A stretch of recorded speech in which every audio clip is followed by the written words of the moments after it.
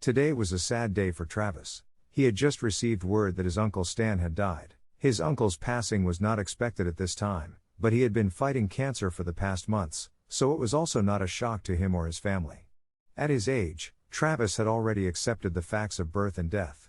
He was aware of all of the activities in between souls to learn to deal with while in this earthly realm. He was, of course, sad but more concerned about the rest of his family.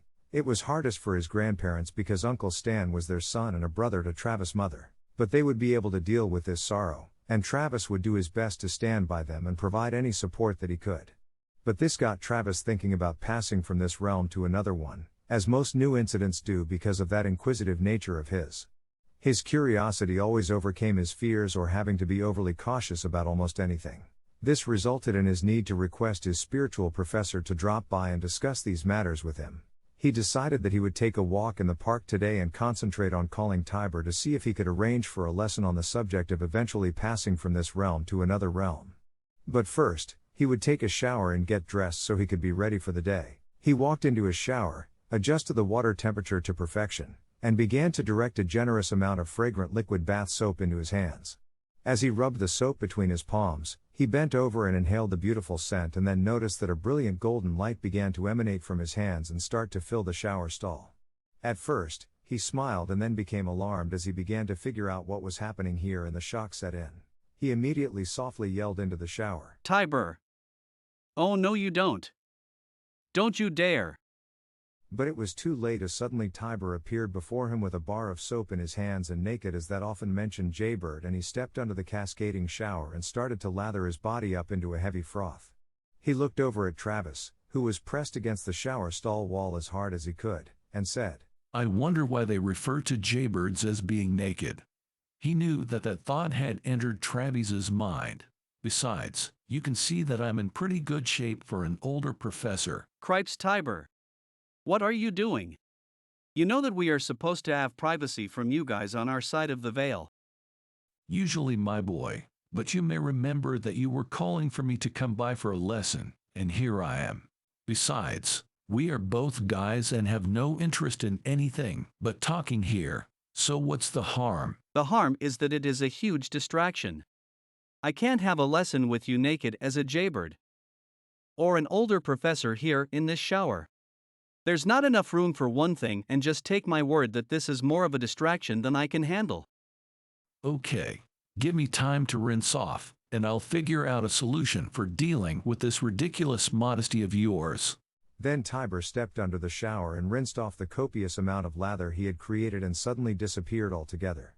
Travis looked around and didn't see Tiber anywhere. Then he heard a voice yelling from his bedroom. "Hurry up, Travis. I can't spend all day here while you are lollygagging about in the shower." Travis quickly rinsed off and grabbed a towel. He peeked out of the shower stall and saw Tiber wrapped in a sheet and sitting Buddha style on the bed. Travis walked into the bedroom with a shaking of his head, mostly but not completely dried off, and sat on a barrel chair to complete the task. "Is this better, my boy?" Much, but why the sheet? You could just as easily have put on clothes like a decent person. "Well, as you know, I am no longer a person, let alone a decent one, but I am a nice one, and I love how I am dressed right now. It sort of looks like my friend the Buddha. Perhaps we can just get on with this lesson. I have many other more grateful and gracious students to attend to." No, you don't, Tiber, but let's not debate it. I would like to discuss what we souls go and do when we leave here and head elsewhere. I guess you could say leaving one realm for another realm. Can we do that?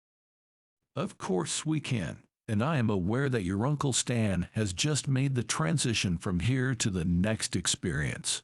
I know you are saddened by that happening, but try to save that sorrow for your grandparents and parents. You should know better by now that his death is simply graduation of sorts, and he will not be unhappy with his new reality. It is more a time of elation than anything that he had experienced here in this realm. But his passing will still be something you and your family and Uncle Stan's friends will have to mourn. It is a natural episode in all our lives. I know, Tiber, but it would be helpful if I was aware of what we are to look forward to. I am not just curious, but sincerely feel that I could gain from that knowledge and transfer some of those thoughts to others as I progress in this incarnation. Well spoken, my boy. If you were just looking for entertainment and seeking that information, it wouldn't be worth the effort for me to help you attain it. I am going to use the tools of describing relevant analogies to help you imagine the process.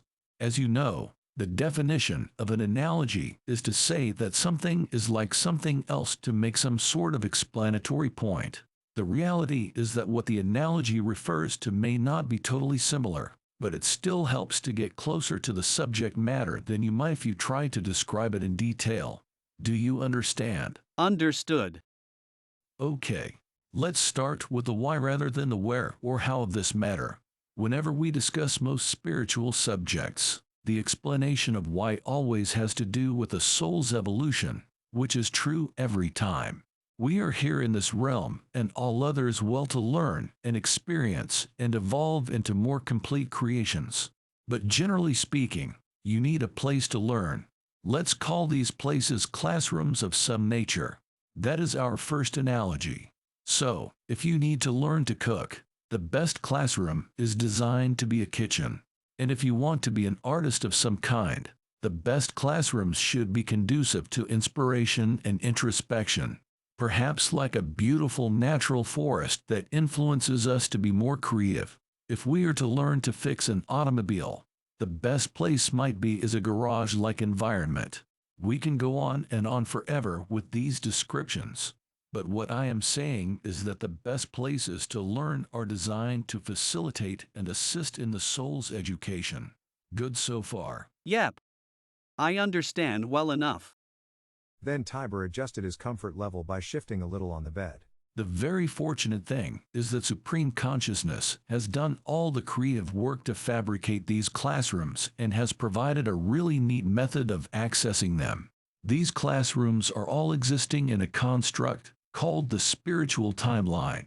I want you to imagine this construct, which is an idea or theory containing various conceptual elements, typically one considered to be subjective and not based on empirical evidence in our language.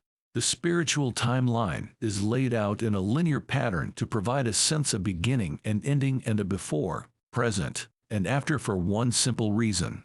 In the reality of Supreme Consciousness, time does not exist. But the concept of time is very useful when a new or incomplete soul is establishing many reincarnational experiences. Time will appear to exist when that concept is needed, but will be put aside at an appropriate point as the soul's growth. Got it? Got it.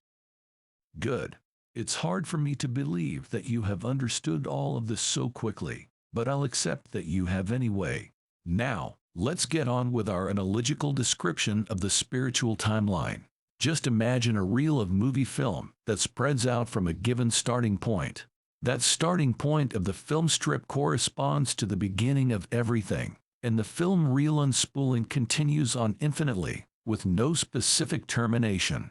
Each of the immeasurable frames within the reel contains every element that exists within that a given frame. We arbitrarily assign a given time within the timeline constructs. Everything that has ever been or will ever be created of apparently solid or seemingly fluid nature of some kind is demonstrated within these frames. All of creation is depicted within this construct.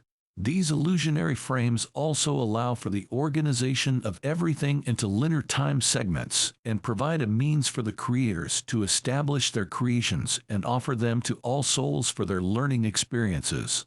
The contents in each frame are illusionary, but our individual consciousness can use or analyze anything within these uncountable frames for our experiences and promote our personal evolution. To the observers, which is us, they appear and feel absolutely solid and real. The contents are also interdenominational in that they don't just exist within one individual place or dimension. In other words, we can simply view whatever is taking place within that particular frame and or even join within and act out our individual incarnations or reincarnation dramas. It is a talent awarded to us as offspring, if you please, of Supreme Consciousness. It doesn't matter if a given frame contains the beginning of the universe or has prehistoric creatures roaming about or indicates the entrance of mankind beginning and having wars or making peace or anything else. All evolutionary challenges may depict the more static lifetime activities of a mountain, a moon, a planet, a plant, a man, or a cat. All creations are continuously being born, working at the tasks of living and the release through dying. Everything created is playing out their roles and fulfilling their needs in these enactments within each of these illusionary frames. You can, and you will review these happenings however you wish. But I need to take a break now as your brain cells are grinding, and they are making noise at the concept of all this. And the din is wearing my brain cells out. Nonsense. As far as I know, Tiber, you don't have brain cells. You are just trying to get me to react to your description of the spiritual timeline. Actually, I understand most of what you said. I'm just not sure that I can understand it all. It's not that I don't believe you. It's just a lot of it is beyond me. For instance, how can all of creation fit within a frame on the reel of film? Come on now, Travis. I already told you that the film reels and its frames are an analogy, and I needed to present them that way because there is no way you could absorb the actual structure of the spiritual timeline as it is created. For comparison, let's imagine that you have a very smart cat or dog, and you want them to understand what they mean to you.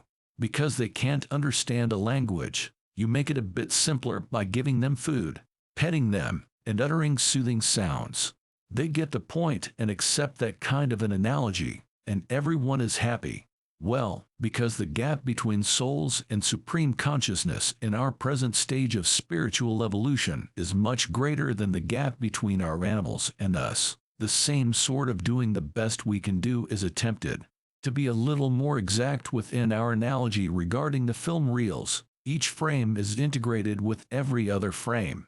Each merges with the frame preceding and the one coming after, and every single aspect of that frame contains elements that extend in all directions and radiate inward and outward towards all dimensional aspects. This is a concept you cannot conceive of at this time, so please don't try and just accept it. Also, what takes place would be impossible to translate if it wasn't for your ability to use a spiritual focus that filters out what you do not need or want to absorb and delivers the view or information of that which you do.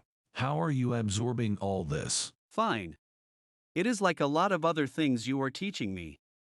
It is all new, but at the same time, once I hear it, I feel that I am familiar with it and always knew it. Is that possible? That was the reason we made our agreement back at the transition realm. You wanted to be made aware of these subjects during this incarnation, and you had good reasons to do so. Now we can discuss the details another time, but more than knowledge, these lessons are wake-up calls for you. You have important things to accomplish during this life sequence, and you needed certain concepts to help you with doing them. Cool. That's why they sound so good to me? That and the fact that I am such a good professor, my boy. Of course. But I have another question. How do I access the spiritual timeline? And can I do it from this obstructed realm? You do it from anywhere, and at any time you have a desire, the need, and the capability, and you can access it the same way wherever you are. It is all the same process that I told you in previous lessons. I hope you remember my 4 crowns of creative endeavors that we talked about in our creativity lesson.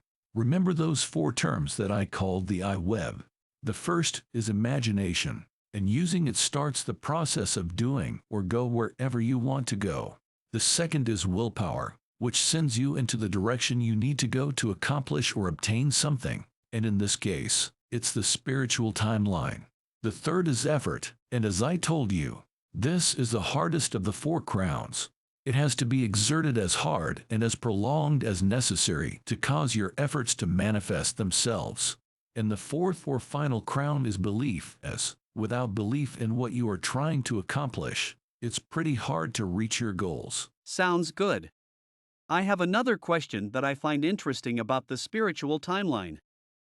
Go. Why did Supreme Consciousness start the beginning or whatever that was billions of years ago and then on the Earth, create millions of years of dinosaurs, cavemen, all kinds of living things, etc., etc.?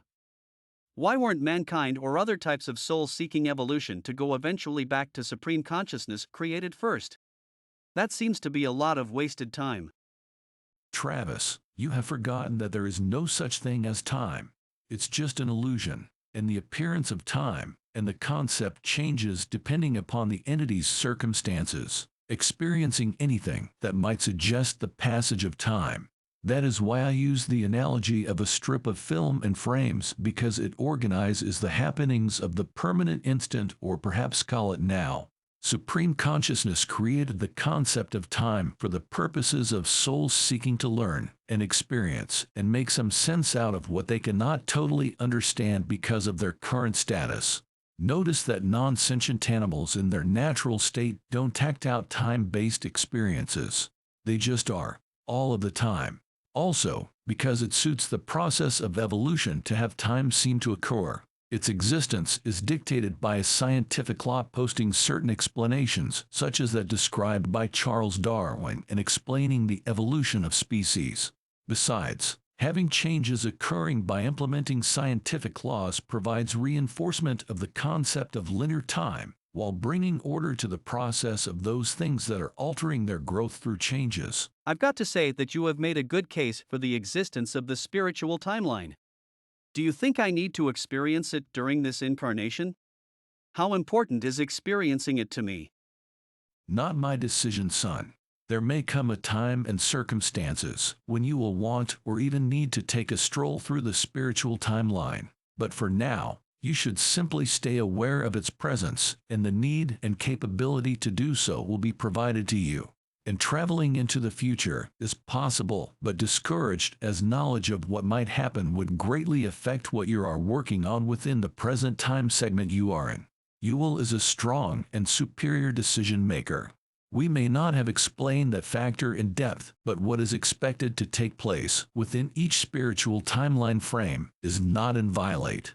Even though you decide to select a certain life event when considering the next incarnation, your free will can cancel or alter any specific action.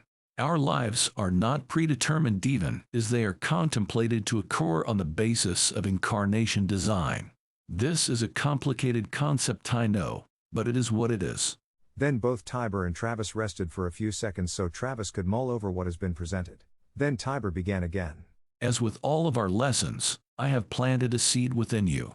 It will be up to you to establish a culture for the idea to germinate in and tend to that seed so that any given subject will be mature when you require it. I hope I have given you enough on this subject to satisfy your insatiable need for these seeds, and I must leave you once again, my son. Remember that I love you. I love you too, but I'll forego the hug until you can dress in more than a sheet. Well, my boy, you are going to get a virtual hug in any case. Then Tiber transformed into a Buddha encased in a brilliant crystal sphere with a beautiful blue monarch butterfly sitting on its top, and sent Travis the most wonderful sensation of warm spiritual arms wrapping around his frame. He could swear that he also received a very light kiss on his cheek. And then the sphere was gone. I am sure you were as fascinated as I was by the description of the spiritual timeline that the professor gave Hurry. It boggles the mind that our Creator would design such a method to facilitate the learning experience for all souls. The fact that we can't understand it shouldn't surprise us, but have you heard another statement of fact that made better sense to you? It's up to you to answer that question for yourself. The professor will surely take Hurry on trips within the spiritual timeline. I am sure you will want to be there when he does. But for now, wander into episode number 10, where Tiber talks of being in a transition realm. That should also be interesting. Please visit our website, theemeraldcrystal.com, to see, read, or hear more of our literary offerings. You may purchase our spiritual thriller novels, Quest for the Emerald Crystal Book No. 1, Spiritual Warriors in the Bahamas, or Quest for the Emerald Crystal Book No. 2, Spiritual Warriors in Belize, and Quest for the Emerald Crystal Book No. 3, Spiritual Warriors in the Caribbean, with